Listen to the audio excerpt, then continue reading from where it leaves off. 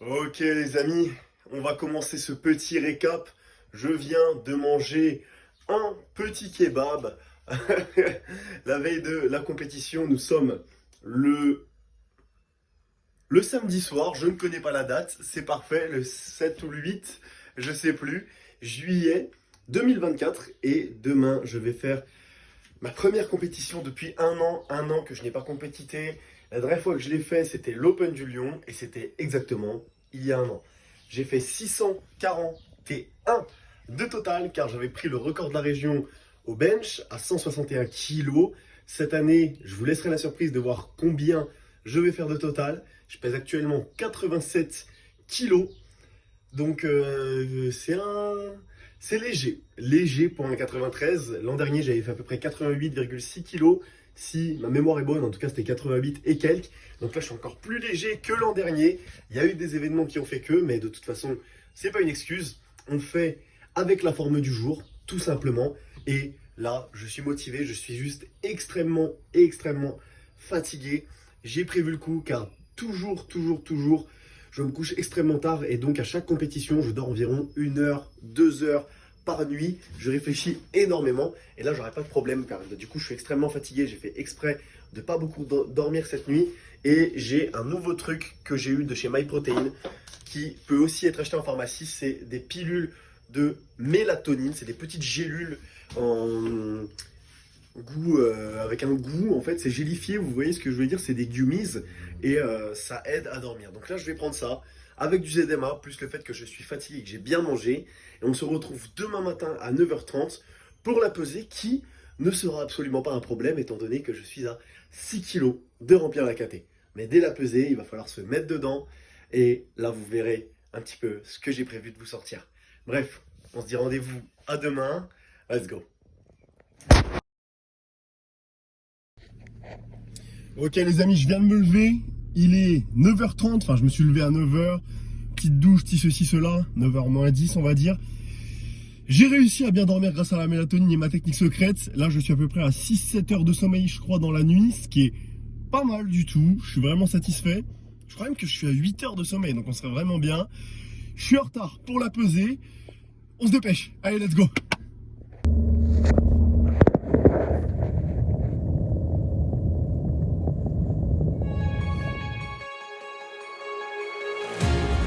I'm left behind, obeyed the light, but always a gone. You're for me at the bottom line, I lie afraid. Are we in the same place? Falling.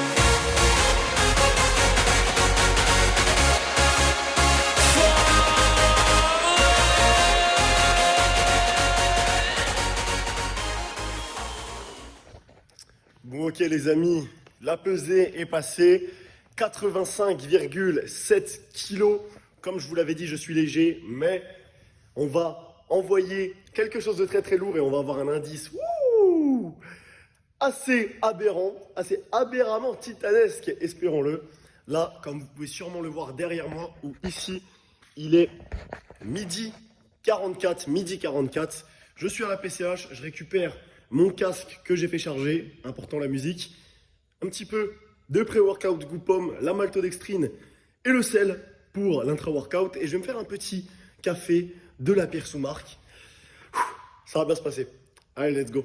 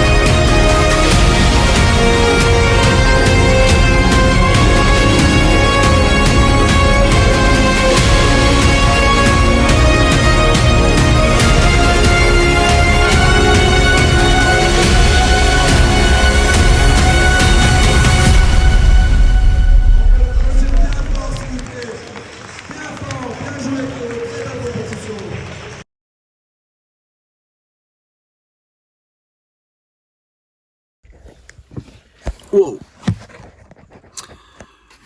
Ok les amis, est-ce que je mets ça? Ouais, d'habitude je pense que je mets ça. Je vais faire un récap en bref de cette compétition. Car voilà, maintenant que c'est passé, je vais pouvoir vous expliquer un petit peu quelques petits détails qui s'étaient passés dans la prépa, pourquoi je voulais pas faire de vidéo, etc. et quels sont les objectifs à venir, tout simplement. Donc, comme vous aurez pu le deviner, bah voilà, juste la prépa ne se passait pas très bien. Plus, il y a des petits trucs en perso qui ne faisaient pas, qui n'amélioraient pas la situation, tout simplement. Et donc, j'étais un peu dans une spirale négative où mes performances descendaient, mon poids descendait, à côté du power, ça allait pas nécessairement très bien, il y avait des petits problèmes à gauche, à droite, et donc, malheureusement, quand on est dans un cercle vicieux comme ça, bah, tant qu'il n'y a pas un élément qui vient briser ce cercle, on n'arrive pas à en sortir. Et donc, j'arrivais sur le bench, pas le squat, étonnamment, mais aussi le terre. Je me disais, putain, je me suis niqué le dos sur mon dernier squat à 2,55 où j'ai appris à grind. Au bench, je me disais, j'ai pas de force, plus je perds du poids, plus j'ai mal au dos, etc. Et donc, la prépa était vraiment, vraiment mauvaise. Donc, jusqu'il y a 3 mois, tout se passait très bien.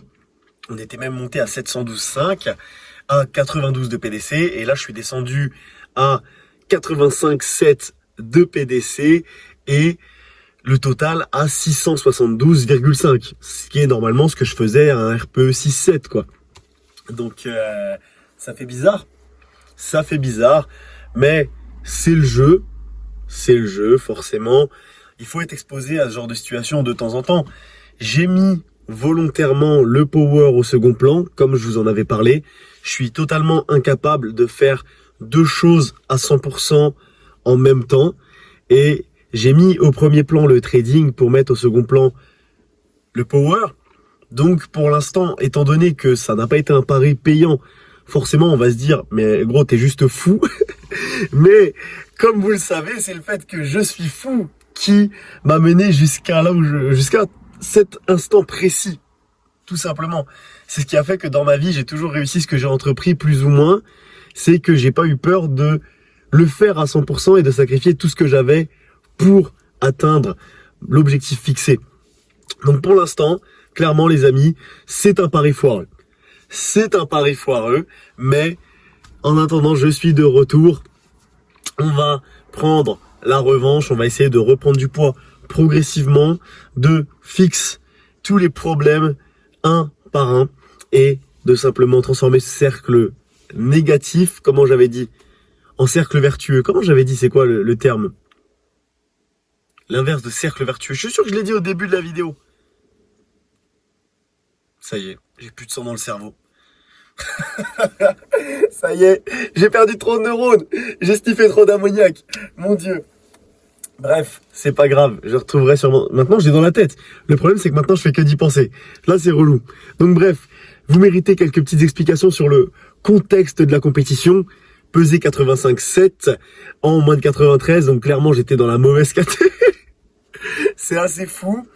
Le squat, meilleur squat de la prépa, 2,45. Là, on fait un petit grind à 2,47 et on met 2,52.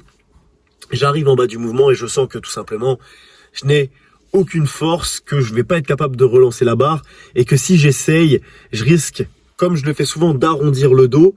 Et en fait, tout simplement, parfois, quand je m'obstine à remonter une barre, j'arrondis le dos, le bas du dos, et je me braye les lombaires. C'est comme ça que sur le dernier bloc, je me suis flingué et que j'ai pas pu taire. J'ai échec au terre plusieurs semaines d'affilée. C'était vraiment compliqué. Car au squat, j'ai absolument voulu gratter 5 kilos. Et là, je me suis dit, on sait désormais qu'on peut perdre énormément de kilos au terre en voulant en gagner quelques-uns au squat. Donc, j'ai même pas cherché à remonter la barre. J'ai directement dit que je pouvais pas et je me suis pas fait du tout mal au dos. C'est la première fois après un SBD RPE 9, on va dire. C'est un peu un SBD RPE 9, une compète, que je n'avais pas mal au dos. Donc ça, du coup, c'était vraiment de l'expérience acquise, mine de rien, parce qu'on peut vouloir s'obstiner et vouloir absolument remonter toutes les barres. Mais quand on est en compétition, on n'est pas là pour chercher un record, on est là pour construire un total et éviter de se casser en deux, tout simplement.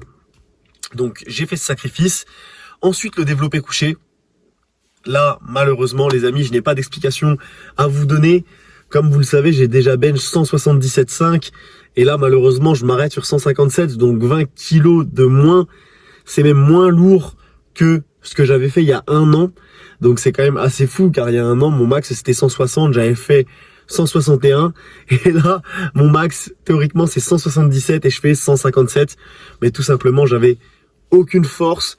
Donc, on va faire en sorte de faire du volume sur ce bloc et revenir sur des bases saines, car tout simplement j'avais fait une overdose du bench durant la prépa, j'en pouvais juste plus, je faisais que de régresser et j'allais aux séances à reculons quand je voyais qu'il y avait du bench et j'avais pas envie de le faire.